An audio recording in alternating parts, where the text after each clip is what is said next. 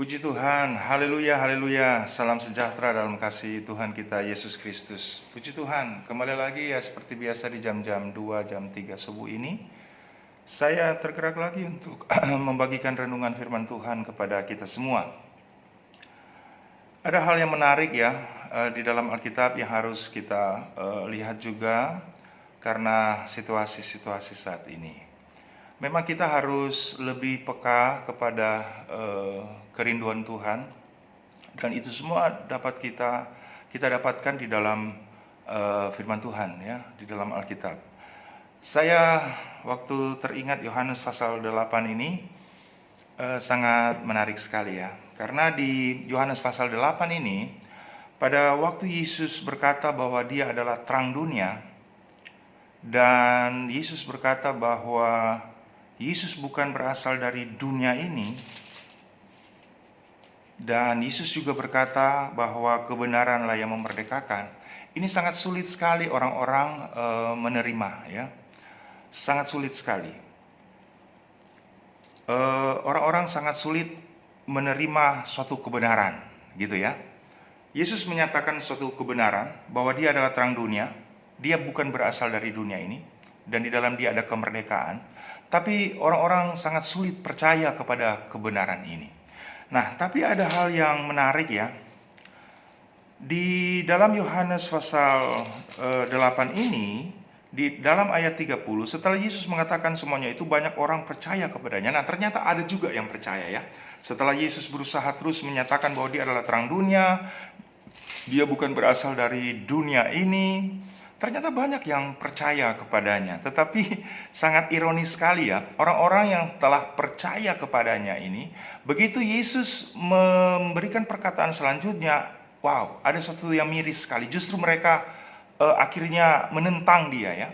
Bayangkan, orang yang sudah percaya akhirnya menentang dia. Bahkan dalam data firman Tuhan ini ada 2 kali loh mereka berkata bahwa Yesus kerasukan setan.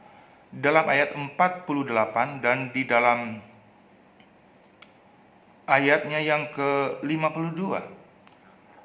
Pada waktu Yesus berkata di dalam dia ada kemerdekaan, nah disitulah mereka mulai goncang ya. Mereka mulai goncang dan akhirnya menyerang Yesus. Dan apalagi waktu Yesus berkata bahwa keturunan Abraham yang tidak berasal dari Allah, waktu Yesus berkata bahwa sebelum Abraham ada, aku sudah ada. Nah, disinilah timbul suatu polemik, dan orang-orang yang notabene sudah percaya kepadanya akhirnya membanggakan bahwa Bapa kami adalah Abraham dan kami tidak perlu menjadi hamba siapapun. Tapi Yesus mau menjelaskan kepada mereka bahwa di dalam Yesus ada kemerdekaan, karena orang yang telah tetap di dalam dosa tetap berada pada hamba dosa itu. Tapi di dalam Yesus kita dibebaskan dari itu. Nah, mereka nggak nangkap. Mereka berkata, Bapa kami Abraham dan kami tidak menjadi hamba siapapun. Dan waktu Yesus berkata bahwa sebelum Abraham ada, aku sudah ada, wah tambah parah lagi. Mereka sambil berkata, wah engkau ini kerasukan setan ya. 2 kali di ayat 44 dan ayat yang ke-52. Nah, di sini saya mau kasih tahu begini. Orang-orang yang notabene sudah percaya kepada Yesus akhirnya terbentur dengan yang menarik sekali, yaitu bapa segala dusta.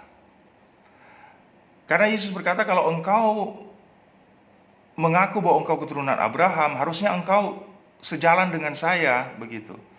Tapi buktinya tidak. Iblislah yang menjadi bapamu. Dan di dalam ayat 44 Yesus berkata dengan sangat jelas, iblislah yang menjadi bapamu dan kamu ingin melakukan keinginan-keinginan bapamu. Ia adalah pembunuh manusia sejak semula dan tidak hidup dalam kebenaran, sebab di dalam dia tidak ada kebenaran. Apabila ia berkata dusta, ia berkata atas kehendaknya sendiri, sebab ia adalah pendusta dan bapa segala dusta. Dia pembunuh dan bapa segala pendusta, bapa segala dusta. Nah, dari sini menarik sekali ya, bahwa ternyata orang-orang lebih suka dengan pembunuh itu, dan lebih suka, lebih miring, lebih enak dengan si bapak pendusta itu. Hari-hari ini orang lebih suka berita dusta daripada berita yang benar, ya. Memang udah dari dulu kayaknya memang manusia memang lebih suka yang dusta ya daripada yang benar ini ya. Bapa segala dusta lah yang menjadi bapamu, kata Tuhan. Karena memang sangat sulit. Padahal mereka pertama udah percaya loh kepada dia waktu dia berkata, aku terang dunia, aku bukan berasal dari dunia ini. Tapi waktu Yesus berkata bahwa dalam aku ada kemerdekaan, waduh, mereka bentrok lagi dan ada pertentangan soal Bapa ya. Mereka membanggakan Bapa mereka Abraham. Akhirnya Yesus menyimpulkan bahwa bukan Abraham lah bapamu, tapi iblis. Nah, di situ dijelaskan bahwa iblis itu adalah pembunuh manusia sejak semula dan tidak ada kebenaran di dalamnya, dan dia adalah bapa segala dusta. Nah, sekarang ini fenomena yang terjadi sekarang ini kan diawali oleh dusta. Siapa pawang di balik semua ini? Kalau bukan si bapa segala dusta ini, kok kuat banget ya? Kita tahu bahwa fenomena penyakit ini sebenarnya dusta, ini drama. Ini drama. Ya, sampai melanda seluruh dunia ketakutan, cuplikan-cuplikan film diambil untuk menakuti dan lain sebagainya. Sesuatu yang tidak menakutkan tapi dibuat sangat menakutkan. Ini pawang bapa segala dusta ini sementara merajalela. Haleluya, haleluya. Tetapi apakah ini hal buruk atau hal baik? Kalau dari sudut pandang firman Tuhan secara komprehensif, fenomena penyakit sampar sekarang yang membuat banyak orang takut dan akhirnya berada dalam ketakutan dan banyak perubahan terjadi ya. Dulu orang bersin orang bersin no problem, yang bahaya kentut gitu ya. Maaf bicara ya, yang buang H2S. Kentut itu bahas rumus kimianya H2S.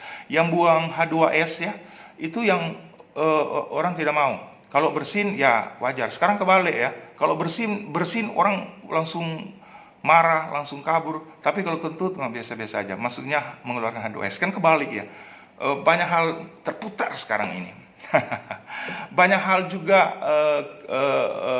yang kita tidak pikirkan terjadi. Termasuk fenomena yang terjadi dalam gereja. Kok ibadah-ibadah dalam gereja akhirnya bisa tidak ada seperti yang terjadi sekarang dan lain sebagainya, dan muncul banyak orang yang berpendapat dengan betul dengan sudut pandang firman Tuhan bahwa gereja Tuhan adalah organisme bukan gedung gereja. Tapi kan lucu ya, dulu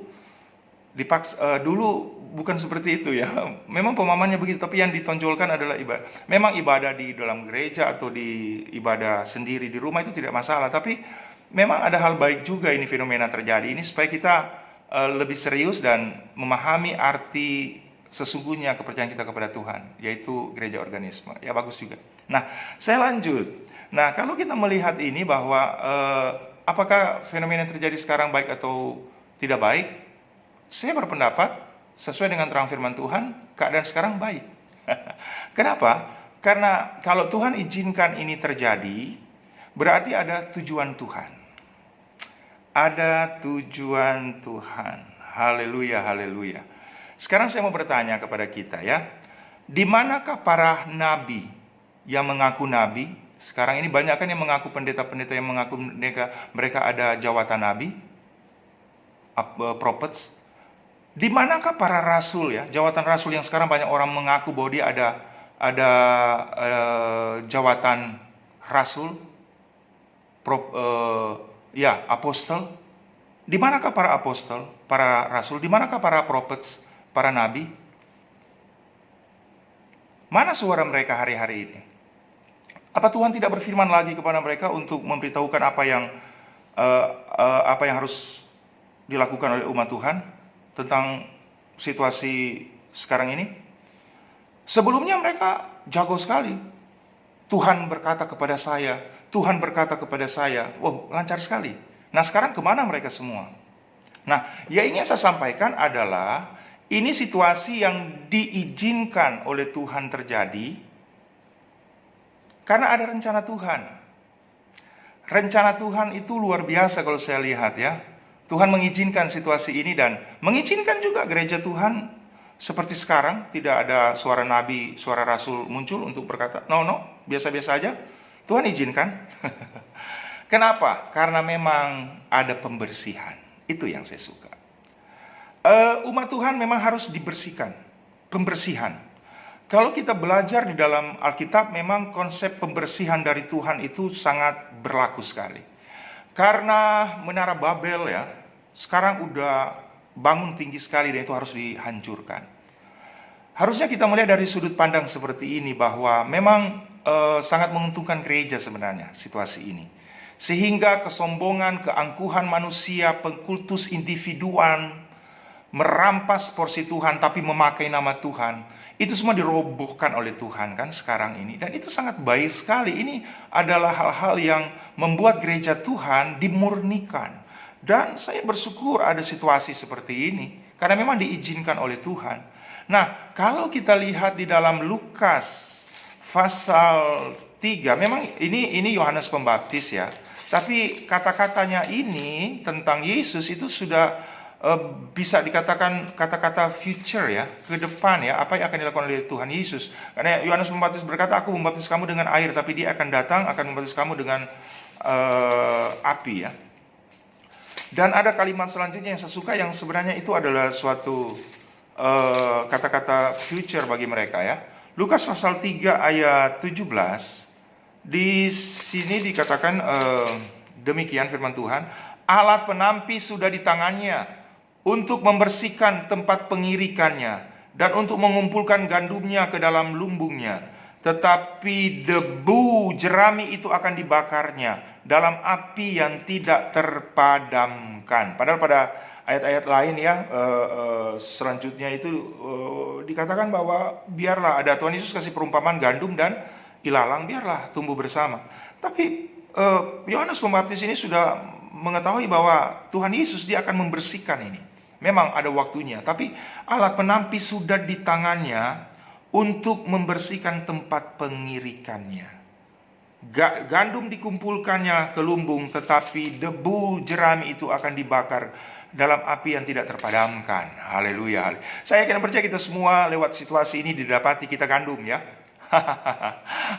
Alat penampi sudah di tangannya, tugasnya untuk membersihkan. Jadi sebenarnya kenapa Tuhan izinkan situasi ini dialami oleh, nggak usah lah lihat dunia ya, dan gereja juga harus mengalaminya, karena memang ada rencana Tuhan untuk membersihkan tempat pengirikannya. Jadi perhatikan, ini adalah waktu Tuhan membersihkan. Karena kalau tidak dibersihkan ini, wow, tambah menguntungkan Lucifer ya menurut saya. Karena ada sih istilah-istilah saya yang orang tidak suka ya, dulu ya. Saya suka bilang begini, jangan kita membawa umat Tuhan ratusan ribuan orang untuk menjadi makanan empuk setan di zaman akhir. Ini kalimat yang sulit dimengerti. Tapi bagi saya begini, kalau kita seorang, karena konteks saya seorang pendeta, seorang hamba Tuhan, kalau konteks kita seorang hamba Tuhan atau pendeta, kita tidak dimurnikan terus, kita mengumpulkan orang ya, mengumpulkan orang yang mengikuti kita banyak, bisa ratusan, bisa ribuan. Sekarang banyak pendeta-pendeta yang jemaatnya ratusan ribuan. Tapi sudah mulai membangun menara Babel ya, kesombongan manusia, terus pengkultus individuan. Ini kan yang saya istilahkan membawa umat Tuhan justru menjadi makanan empuk setan di zaman akhir. Tapi saya yakin itu tidak akan terjadi karena memang Tuhan mau membersihkannya. Iya. Nah, alat penampi sudah di tangannya dan Tuhan Yesus akan membersihkan tempat pengirikannya. Ini masa-masa pembersihan dan saya bersyukur bahwa ini terjadi dan sungguh membangkitkan roh ya. Karena bersyukur Tuhan, terima kasih dengan situasi ini. Umat-umat Tuhan memandang Tuhan dengan sepenuhnya. Ironisnya, maaf kalau ada yang tersinggung. Di manakah para mereka yang selalu berkata, Tuhan berkata kepada saya, Tuhan berkata kepada saya. Di mana mereka semua? Sembunyi, umpet. Saya tidak menghakimi ya, tidak menghakimi. Tetapi saya yakin selama masih bernafas ya, akan terus dipakai oleh Tuhan. Tapi udah beda. Sekarang udah beda. Mereka akan mikir dua kali kalau berkata, Tuhan berkata kepada saya, Tuhan berkata kepada saya. Nanti jemaat bilang, kenapa waktu corona Tuhan diam ya? Nggak berkata ya? No.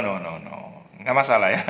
Tetap akan dipakai oleh Tuhan. Tapi sudah beda ya. Karena sudah mau dibersihkan. Kecuali mereka yang tidak mau dibersihkan. Ya berarti ilalang. Tapi kalau gandum, ya gandum tetap gandum ya. Puji Tuhan, yang saya yakin dan percaya kita semua gandum. Haleluya, haleluya, haleluya. Nah, kalau kita lihat juga dalam Yohanes pasal 15 ayat yang kedua, di situ dikatakan begini.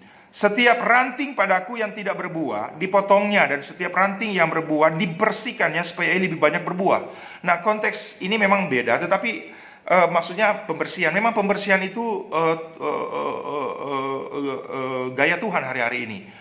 Dalam konteks Yohanes pasal 15 ini, justru memang orang yang sudah berbuah memang harus terus dibersihkan. Haleluya, haleluya.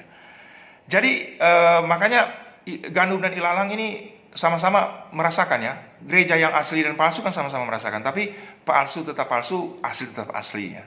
Dan saya yakin kita semua yang menyaksikan, kita semua asli ya. Kita gandum semua ya. Dan terus menghasilkan buah ya. Tapi kita memang perlu dibersihkan.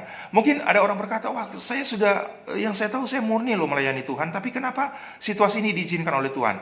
Dibersihkan untuk kita tanpa berbuah lagi. Haleluya, haleluya. Ayo berkata, terima kasih untuk situasi ini supaya saya tambah berbuah lagi.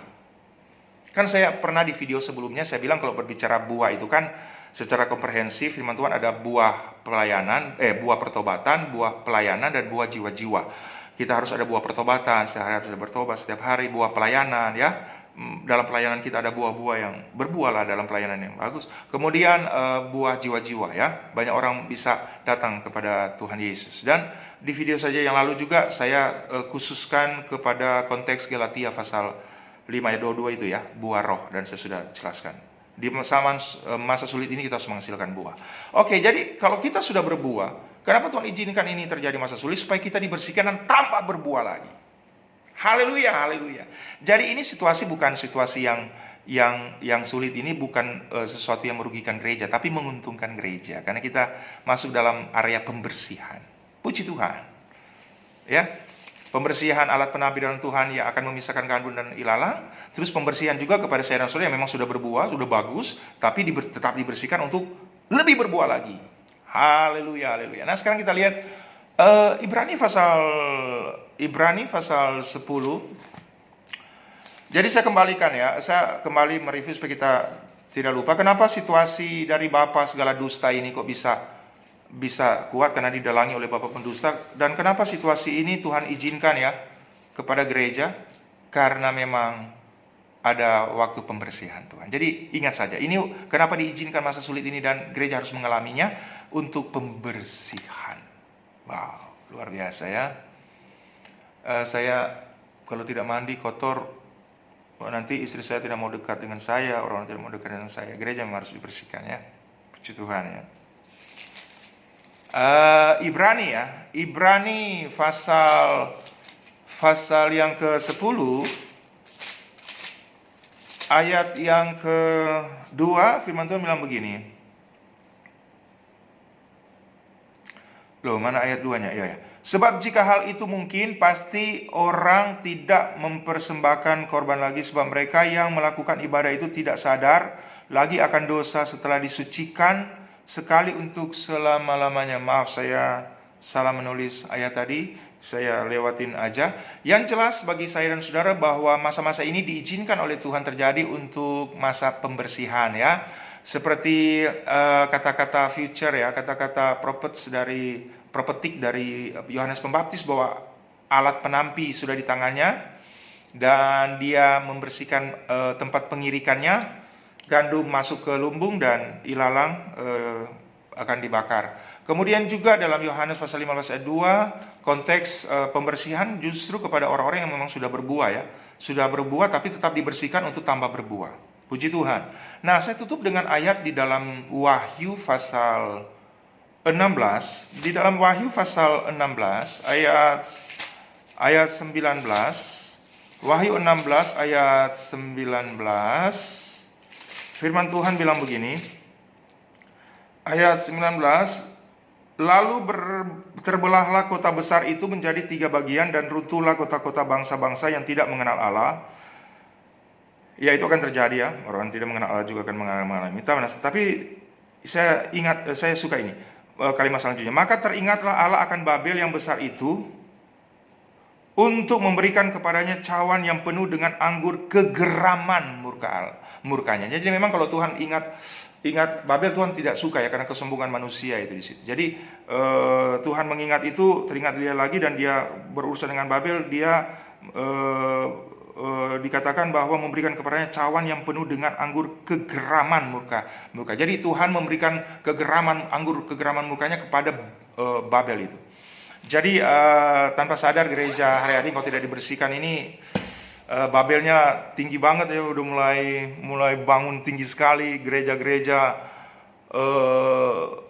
menguntungkan setan udah banyak sekali. Gereja besar rebut orang-orang di gereja kecil, iming-iming dijemput, dikasih sembah kan. Aduh, ada di satu kota gerejanya baru muncul, udah banyak yang hamba Tuhan yang udah duluan melayani. Maaf ya kalau saya katakan ini fakta.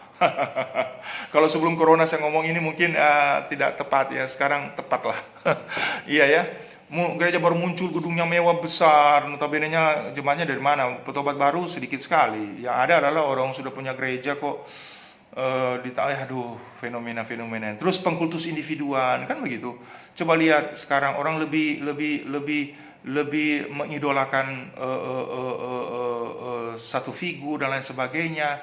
Kemudian tempat ibadah sudah harus dibersihkan memang ya. Lightingnya puluhan juta. Lighting, lighting, lampu-lampu di saat pujian penyembahan, kelap-kelip. Memang masalah nggak masalah. Tapi yang saya ingin sampaikan adalah spirit yang memang di dalamnya yang memang sudah harus dibersihkan. Iya kan? Terus pendeta-pendeta sekarang, karena saya pendeta, saya singgung pendeta saja. Waduh, gedung besar, bagus punya gedung besar, jemaat. Tapi coba konteks tubuh Kristus ya, itu di video saya sebelumnya itu kan harus kita lihat juga. Tapi sekarang kan sudah mulai berkurang hal itu. Itu yang saya bilang, menara Babel udah mulai tinggi sekali, dan Tuhan tidak suka. Tuhan harus bersihkan itu semua. Haleluya, haleluya. Dan saya kasih tantangan ya kepada kita semua untuk, saya tahu para orang yang mengaku apostol dan prophets itu mungkin saat ini lagi disimpan ya. Kalau mereka memang gandum, setelah ini akan dipakai terus kok mereka. Tapi udah beda ya. Yang suka berkata, Tuhan berkata kepada saya, Tuhan berkata. Kan sekarang ada lagi. Mana mereka semua itu? Tuhan berkata kepada saya. Tuhan berkata kepada saya. Kemana mereka semua?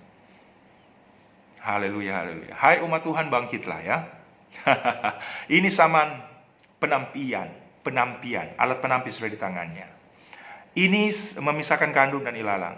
Kemudian juga pembersihan yang berbuah tetap dibersihkan untuk tambah menghasilkan buah. Dan ingat di dalam Wahyu ayat terakhir kita tadi, bahwa Tuhan kalau ingat Babel itu, dia teringatlah Tuhan akan Babel, dia kasih cawan murkanya kepada hal itu. Dan Tuhan tidak suka itu. Oke, terima kasih. Semoga video subuh ini memberkati kita semua ya. Kalau ada yang telinga merah, nggak apa-apa, tersinggung, nggak apa-apalah. Yang jelas kita semua menanggapi apa sih pergerakan Tuhan di hari-hari ini. Saya ulangi khotbah saya, yaitu bahwa pertama memang Tuhan sulit untuk memberikan kebenaran. Orang lebih suka kepada mendengarkan Bapa segala dusta itu ya. Padahal tadi kan konteksnya mereka akhirnya percaya kepada Yesus. Waktu Yesus berkata, akulah terang dunia, aku tidak berasal dari dunia. Tapi begitu berbicara tentang kemerdekaan, berhubungan dengan Bapa, mereka katakan Bapa kami Abraham. Itu mulai, padahal orang sudah percaya loh. Akhirnya Yesus harus terus terang kepada mereka, Bapamu itu adalah iblis, pembunuh sejak semula dan bapa segala dusta.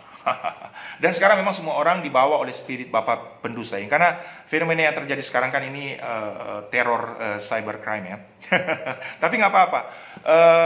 Kenapa ini diizinkan oleh Tuhan terjadi? Karena kita sudah dengar firman Tuhan tadi. Saat pembersihan tempat pengirikan Tuhan, yang menghasilkan buah tetap dibersihkan untuk lebih menghasilkan buah. Dan menara Babel, Tuhan teringat, Tuhan murka, Tuhan harus runtuhkan. Haleluya, haleluya. Setelah situasi ini aman, saya yakin dan percaya pembersihan telah terjadi dan action gereja sudah beda. Haleluya, haleluya, haleluya, haleluya. Tuhan Yesus memberkati kita semua, dan semoga video ini memberkati kita, meneguhkan kita, supaya kita mengerti pergerakan Tuhan dari situasi ini. Kita tambah semangat bahwa ini adalah situasi yang sangat menguntungkan gereja sebenarnya, bagi orang-orang yang melihat dalam sudut pandang Alkitab, pembersihan bagi gereja Tuhan. Terima kasih, Tuhan Yesus memberkati kita semua. Haleluya, haleluya. Amin.